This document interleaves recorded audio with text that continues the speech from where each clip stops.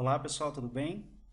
Vamos para mais uma aula de operações unitárias, continuando com a secagem. Hoje nós vamos falar sobre os secadores que têm fluxo perpendicular de ar de secagem. Os secadores que a gente projetou até o momento, todos eles eram com fluxo paralelo de ar de secagem. O que era o fluxo paralelo? Então a gente tinha lá o material de secagem em cima de uma bandeja, né, espalhado em cima de uma bandeja. E o ar de secagem, ele passava sobre a bandeja, ele varria, né? Ele varria a bandeja e ali ia levando a umidade embora. Não era assim? Então a umidade ela migrava, né? A gente tinha todo um mecanismo de migração dessa umidade de dentro do leito, né? Até a superfície do solo, onde estava em contato com o ar de secagem e tal. Era assim que funcionava. Esse era o fluxo paralelo. Para o fluxo perpendicular de secagem, o que está acontecendo é o seguinte. Deixa eu desenhar para vocês aqui. Então, ó, nós temos uma bandeja, vou desenhar aqui em cima. A gente tem uma bandeja, né, de secagem. Vamos fazer uma vista lateral, assim, tá? O sólido de secagem, o sólido que vai ser seco, né? Ele está aqui dentro, tá bom? E o ar de secagem, ele passa agora nesse sentido. Em vez de varrer por cima aqui da amostra, né? Ele vai de baixo, né? Geralmente ele vai de baixo para cima e permeia esse sólido, tá? Claro, para passar agora de baixo para cima, essa bandeja ela não é mais uma bandeja contínua, né? Assim, ela é furada, né? Aqui embaixo não é mais uma chapa de metal e tal que segura o sólido. Aqui tem uma tela, né? É uma telinha bem fininha, né? Na secagem perpendicular, geralmente a gente seca sólidos granulares, sólidos em pedaços, né? Em pedacinhos. Então, claro que essa tela, né? Ela tem que ser mais fininha do que o tamanho do sólido, senão ele cai, né? E aí o ar de secagem ele passa pelo meio do sólido, tá vendo? Né? Então agora, enquanto ele vai passando aqui pelo meio desse sólido que é granular, né? Lembra que sólido é granular? Enquanto ele vai passando aqui, ele vai roubando a umidade do sólido, tá bom? Qual que é a vantagem do secador perpendicular? Olha, no secador paralelo, a área de secagem era a área superficial da bandeja. Né? Então, essa bandeja era quadrada, né? A gente tinha as dimensões da bandeja e tinha a área de contato entre o ar de secagem e o sólido. Tá? Agora não, né? No fluxo perpendicular, a área de contato entre o sólido e o ar é toda a superfície de cada um dos granulozinhos de sólido. Então eles vão estar alguma coisa assim, né? Não vou ter a corzinha aqui, vamos pegar o verde, né? Que é o verde que que a gente já fez o sólido ali. Então imagina, né? Que agora eu tenho o sólido, que ele é todo granularzinho. Vamos imaginar assim que ele é irregular, né? Não vamos fazer ele redondinho, mas ele é assim, né? Imagina que esse é o sólido, né? Irregular, na forma de granulozinhos, né? Nesse leito, né, de sólido que a gente jogou lá dentro dessa tela, né? Para secar. E agora o ar de secagem, ele vai fazer assim, né? Ele vai vir aqui de baixo e ele vai permear, ó, tá vendo? Permear esse sólido que é granular, tá bom? Então agora a área superficial da secagem é toda essa área de cada um dos grãos, é muito maior do que essa área superficial, né? Se a gente for pegar a área superficial de cada uma dos granulozinhos, dos sólidozinhos particulados e somar, isso dá uma área superficial bem maior. Então, como a transferência de massa e a transferência de calor, elas são favorecidas pela área superficial, vocês já viram isso lá em fenômenos, né? Como elas são favorecidas pela área superficial, esse aumento da área superficial leva a uma maior eficiência da secagem. Tá bom? É assim que vai funcionar. Então, o que que a gente vai levar em conta aqui, pessoal? Então, a gente vai levar em conta, a gente vai levar em conta, né, que esse nosso secador, ele é, adiabático. Deixa eu mudar aqui, está sem cor aqui. Pronto. Ele é adiabático, né? Vamos considerar que ele perde pouco calor para o ambiente, considerando a troca térmica total. Ainda a gente vai considerar essa área da seção transversal A, que é a área da bandeja, né? Ela vai ter que ser levada em conta ainda nos cálculos, tá? A gente vai chamar a vazão mássica de ar de secagem como G. E notem que aqui ele está em base seca, né? Quilogramas de ar seco por hora por metro quadrado. Então é a massa de ar que está passando, descontada da umidade que ele tem. Tá? E aí a gente vai dizer que esse ar de secagem ele entra com umidade H1 e temperatura T1 e sai com umidade H2 e temperatura T2. Tá certo? Então, ó, a quantidade de água que esse ar vai retirar, ele pode ser calculado, né? Então, ó, a quantidade de água que ele retira é R, né? Ela vai ser proporcional à vazão de ar passando e a diferença das umidades. Tá bom? Olha só, então aquele secador perpendicular a gente vai esquematizar ele dessa forma aqui, tá vendo? Então, ó, isso aqui é um corte do leito, imagina que eu tenho o leito onde o sólido está colocado, né? Então, isso é um corte, ó, o ar entra daqui de baixo, ele tem vazão G, né? Vazão de ar seco G. Ele entra com temperatura T1 e H1 e sai aqui em cima com temperatura T2 e H2. Tá bom? Então a gente vai fazer o balanço aqui, ó, da seguinte forma, a gente vai escolher, né, essa altura do leito aqui, ó, a gente vai escolher uma seção aqui, ó, infinitesimal dz e vai fazer o balanço de energia nele. Então nessa seção infinitesimal dz, o ar vai entrar com temperatura T e umidade H e vai sair com temperatura T mais delta T mais dt e H mais dH. Tá bom? Se a gente fizer esse balanço de massa, né, nesse volume de controle dz, a gente vai encontrar, né, ó, desculpa, balanço de energia, tá? Se fizer esse balanço de energia nesse volume de controle, a gente vai encontrar aqui, ó, a quantidade de calor trocado vai ser proporcional à vazão mássica de ar, a capacidade calorífica, a área de seção transversal e essa diferença de temperatura. Tá bom? Então a gente pode encontrar essa quantidade de calor trocada aqui, ó, de duas formas. Pelo balanço de energia e pela transferência de calor. É uma forma de calcular também. Então pela transferência de calor, a gente pode encontrar aqui a quantidade de calor trocado. Vai ser proporcional ao coeficiente de transferência de calor, o H. Esse A, né, que a gente já vai ver ali a definição, ele é a área de troca térmica por metro cúbico de sólido. Tá? É a área superficial que a soma desses grânulos tem. Para cada metro cúbico dele, né? Cada metro cúbico dele vai ter uma determinada área superficial. Essa área de seção transversal, dz, e as diferentes temperaturas. Lembrem, né, que o sólido, a superfície do sólido de secagem, ele está na temperatura de bulbo úmido, né? Essa aqui é a temperatura de bulbo úmido do sólido. Bulbo úmido. Tá bom? E essa T é a temperatura em cada ponto do leito, tá bom? Então, se eu igualar essas duas equações, né, integrar, eu vou ter aqui agora coeficiente de transferência de calor, essa área por metro cúbico, vazão e calor específico, tá? dz, né, e aqui as temperaturas. Tá bom? Se a gente integrar, a gente vai chegar nessa equação aqui. Olha só que equação bonita, tá? Ela tem o logaritmo natural, né, das temperaturas de entrada e saída e da temperatura de bulbo úmido. Tá bom? Então, olha só, a gente já viu, né, que o tempo de secagem para o fluxo paralelo, né, que a gente viu nas aulas anteriores, né, ele pode ser dado por essa equação aqui, são duas, né, por essas duas equações aqui. Né? Lembra, né, ó, massa de sólido seco, calor latente na temperatura de bulbo úmido, as umidades X1, X2, área de troca térmica, coeficiente de transferência de calor e as temperaturas.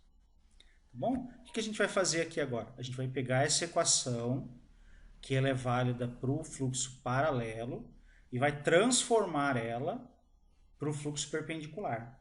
Tá bom? A gente vai reescrever ela para o fluxo perpendicular. Então, olha só, pessoal, a primeira coisa é a massa de sólido, né? A massa de sólido LS. Então, a massa de sólido ela pode ser escrita como a altura do leito, né? Esse sólido a gente vai botar numa bandeja, embaixo é uma tela, né? A gente vai jogar lá. Isso vai ter uma altura, né? Essa bandeja vai ter uma altura de sólido que vai estar preenchida, tá? Então, essa altura de sólido a gente vai chamar de x1.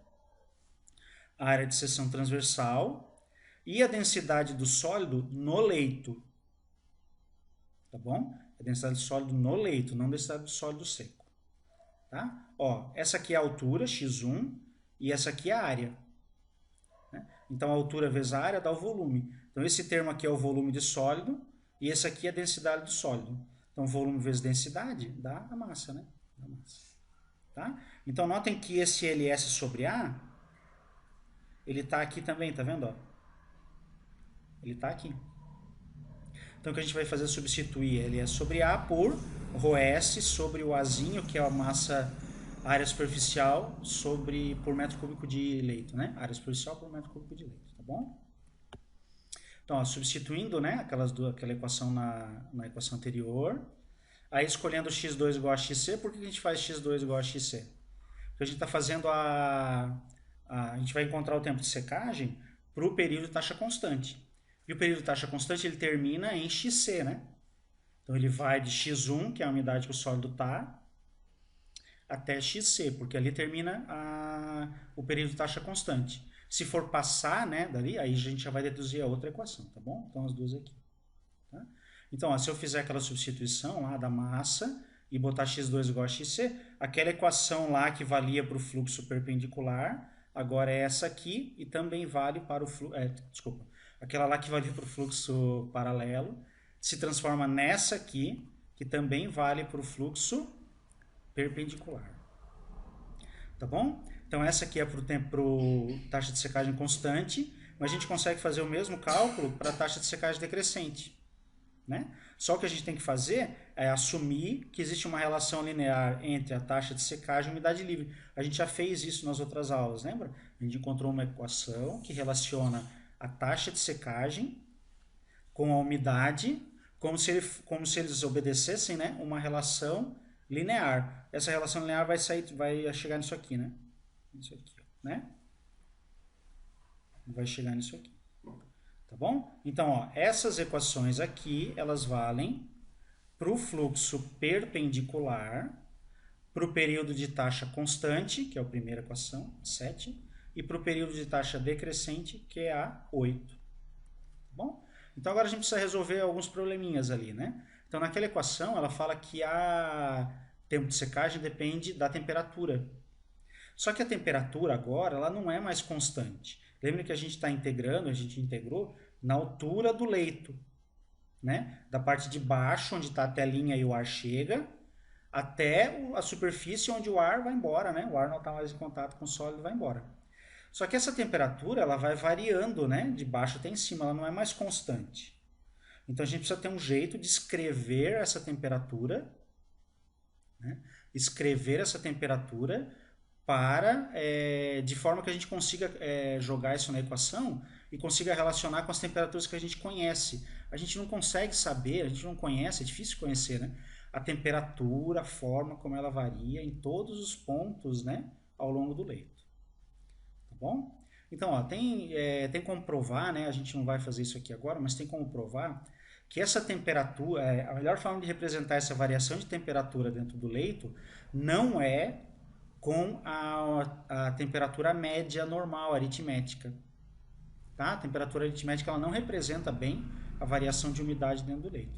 A melhor forma de representar essa variação de temperatura é pela média logarítmica. Tá? Então, ó, essa aqui ó, é a média logarítmica. Vou escrever aqui, né? Logarítmica.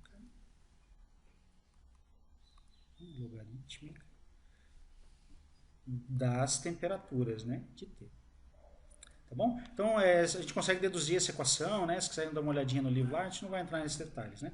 Então, a média logarítmica entre as temperaturas, ela pode ser escrita como essa relação das temperaturas de entrada, de saída, e esse termo em Ln, né, com as temperaturas de entrada e saída e a temperatura de bulbo úmido.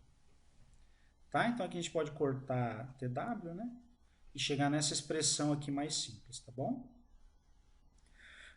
Então, ó, agora a gente pode pegar essa equação das médias e substituir lá na equação anterior, né?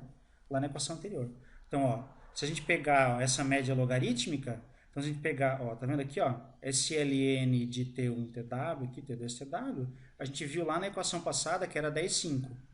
Então a gente pode substituir todo aquele pedaço lá, né, por HZ GCS, tá? Aqui embaixo, nesse pedacinho de baixo aqui. Deixa eu pegar outra cor, tá tudo azul, né? Aqui, ó. Posso pegar aqui, ó, substituir esse pedaço aqui embaixo por isso aqui, tá bom? E agora vamos deixar em função de T1, porque T1 e TW a gente sabe, né? T1 e TW a gente consegue, porque a temperatura do ar que está chegando, então a gente pode medir a temperatura do ar que está chegando no secador, e a temperatura de bulbo úmido a gente tira da carta psicométrica. Então a ideia aqui é tirar T2, né? Tirar T2 da equação. Então a gente pode aqui resolver o logaritmo, resolver isso aqui, para isolar T2. Tá? Pode isolar T2. Aí a gente isola T2 e joga aqui, né? Joga aqui. Tira esse T2 aqui da equação. Tá bom? Então esse é um bom treino para vocês, tá? Se quiserem fazer. Então essa média logarítmica agora vai estar escrita dessa forma. Em função de T1, TW, temperatura de bulbo úmido, e agora um exponencial, né, de menos HZ sobre GCS, aquele termo inteiro lá, e esse termo aqui, tá vendo? Então agora ficou tudo em função de coisas que a gente conhece. A gente conhece T1, conhece TW, né? A é a área superficial por metro cúbico de leito, Z é a altura do leito, e assim por diante. A gente já tem esses parâmetros aqui, né? Tá bom? Então essa equação agora vai ficar dessa forma. A gente vai chamar Z de x1, porque Z era a coordenada, né? Da altura.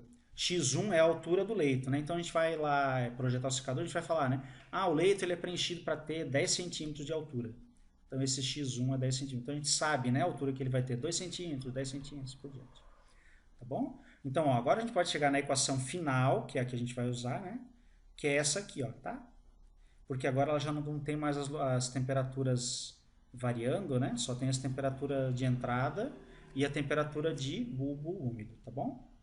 Então essas são as equações que a gente vai usar para calcular o tempo de secagem para o período constante, que é a 11, e para o período decrescente, que é a 12. Tá bom? O que falta resolver aqui, pessoal? A gente precisa calcular o H, né? Precisa calcular o coeficiente de transferência de calor e precisa calcular esse Azinho, né? Que é a área superficial por metro cúbico de leito. Esses dois detalhezinhos que a gente vai ver agora. Então, ó, o coeficiente de transferência de calor, vocês já viram lá em Fenômenos 2, né? Fenômenos de transferência de calor e tal, né? Então, a gente pode relacionar o coeficiente de transferência de calor em torno de uma partícula, né? Do fluxo de ar em torno de uma partícula, através dessas equações aqui. São equações empíricas, né? Por isso que tem esses números bem legais, assim, né? São equações empíricas que relacionam aqui pra gente, né?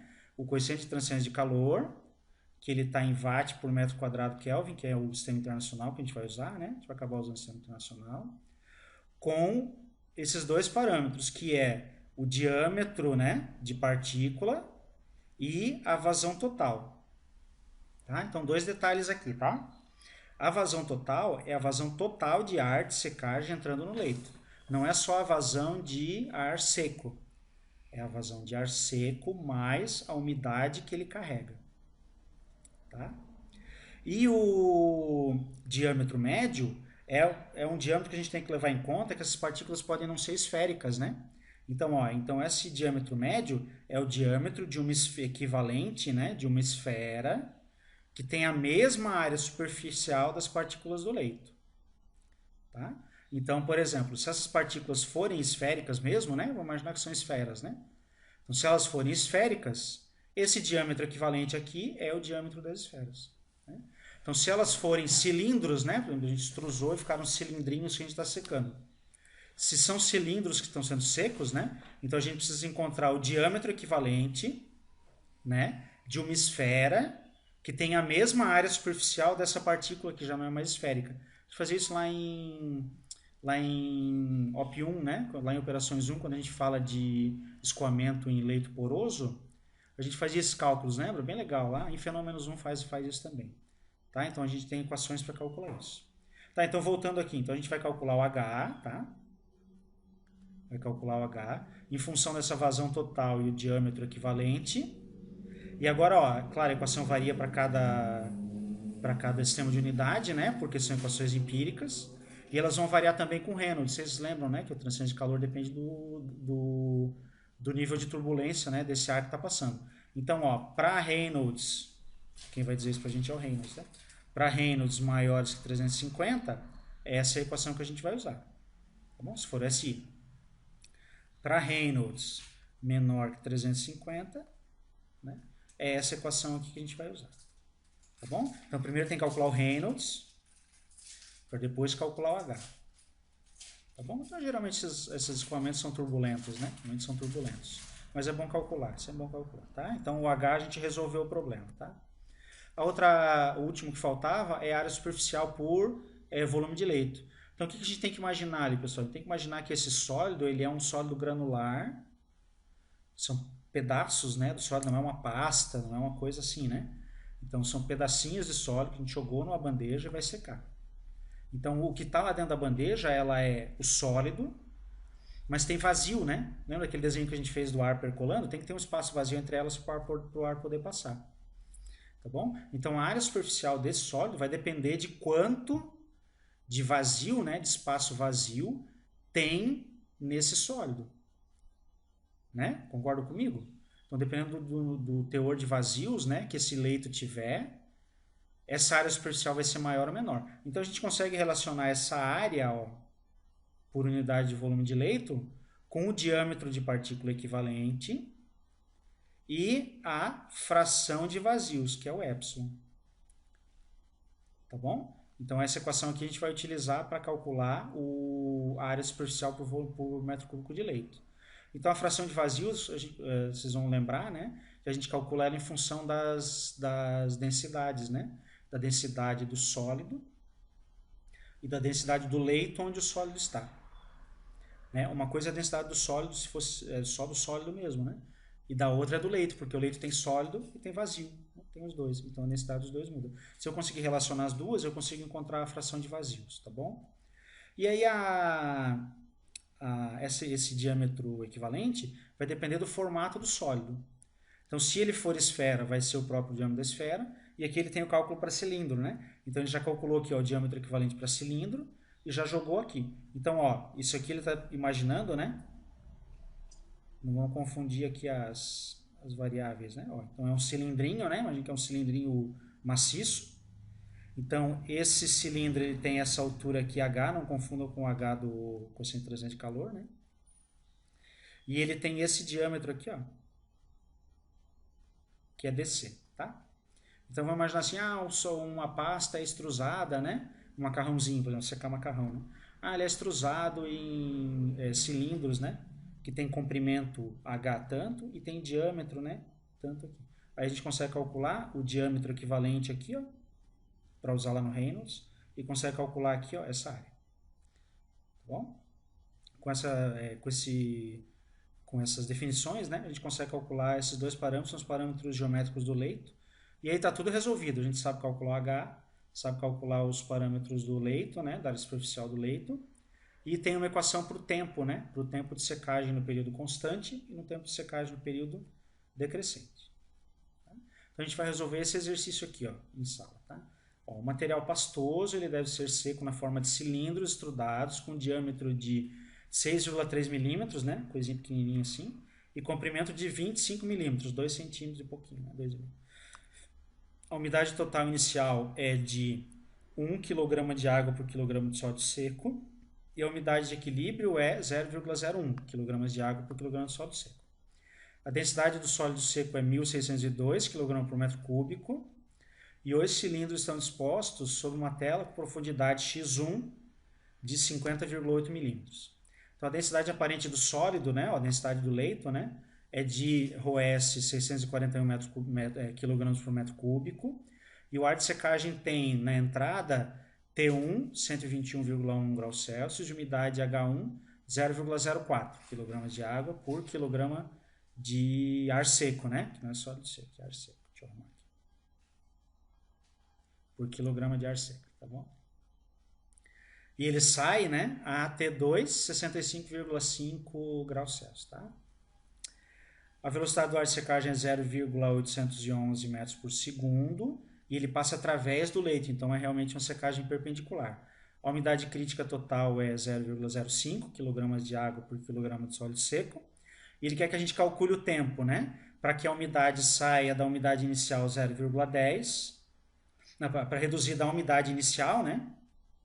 Até a umidade de 0,1 kg de água por quilograma de sólido seco. Então ele começa aqui, né, só para deixar claro, com 1 kg de água por quilograma de sólido seco, e a gente quer secar até 0,1 kg de água por quilograma de sólido seco. Certo? Então, pessoal, revejam o vídeo se precisarem, tá? Anotem alguma dúvida que ainda possa aparecer para a gente conversar em aula, tá bom? E aí, quando a gente se encontrar, a gente vai resolver esse exercício e conversar sobre a secagem com fluxo perpendicular do ar. Tá certo então? Obrigado. Até mais.